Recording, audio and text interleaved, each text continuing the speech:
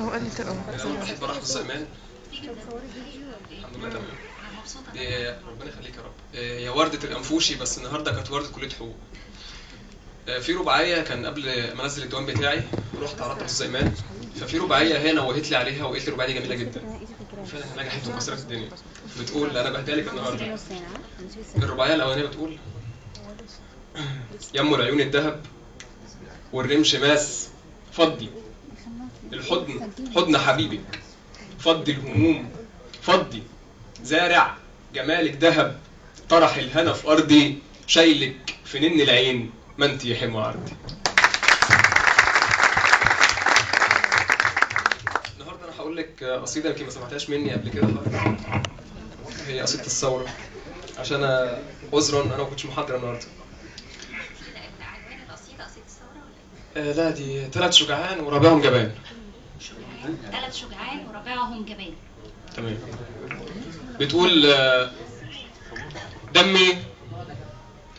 دمي يسيل أنهار راح تروي أراضيكي، دمي يسيل أنهار راح تروي أراضيكي، ولو أموت وانهار كله فدا عينيكي، يا بلدي مش هختار ده أنا ابن واديكي، شهيد ومش هختار ما الجنة تحتيكي، بلدي وناسها الطيبين من يومها ولادة، عشنا وياها سنين شفنا المر بزيادة، ساعة الغضب قادرين نعدلها لو مالت، دم الشهيد في ميدان نفرشها سجادة، شايف عيون الوطن مرساها مرساية، عايش في غربة سنين والغربة قساية، لكن راجل جدع والثورة دي كفاية، صوتي وصورة العلم حدوتة جوايا. 3 شجعان ورابعهم جبان. 3 شجعان. الأول قال للبلد: كفاكي بكا كفاكي نحيب، أنا اللي صانع ثورتك، ابنك نجيب واسمي نجيب.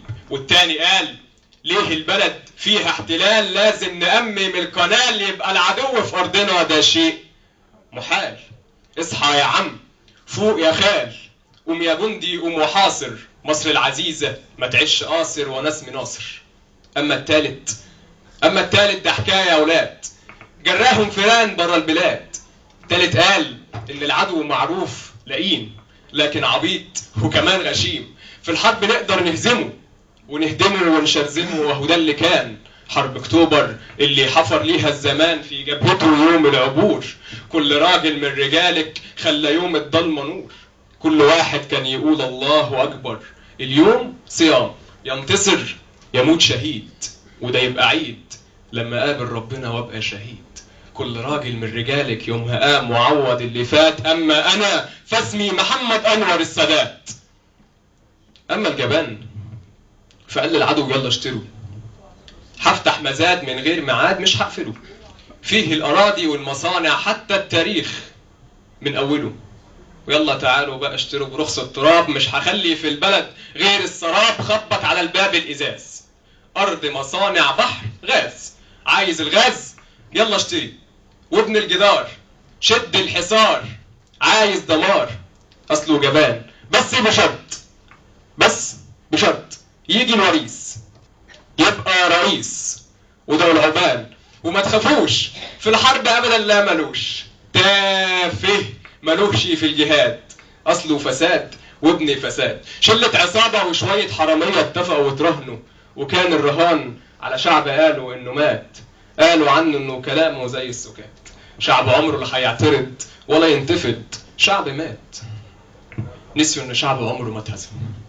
ومهما حطوا التراب عليه عمره ما اتردم، فجأة قال خلاص انا مش هنام، مش هنمشي غير لما نطهر البلد، مش هنمشي غير لما يمشي اللي فسد، قلنا خلاص يعني خلاص، مش هترعبنا البنادق ولا هيجرينا الرصاص، قلنا خلاص يعني خلاص، شعب هب ومش هيرجع، حتى لو في صدورنا مدفع، مهما تضرب او هتوجع او هتمنع مش هنرجع، وكان الانتصار بدم الشهيد، انا راح ابويا وراح اخويا وفضل البلد مليون شهيد، انا اول مرة اشوف بعيني الروح بتطلع وصاحبها يضحك، عيني تدمع وهو يضحك، عارف انه في الجنة ساكن فرحة شهيد، ضحى لبلده لاجل تعيش دايما في عيد. تعيش يا غالية ويعيش في قلبي كل شهيد. شكرا. انا بس بستأذنك استئذان واحد. انا النهارده كنت نفسي اقعد معاك كضيف، فانا بره المسابقة. شكرا.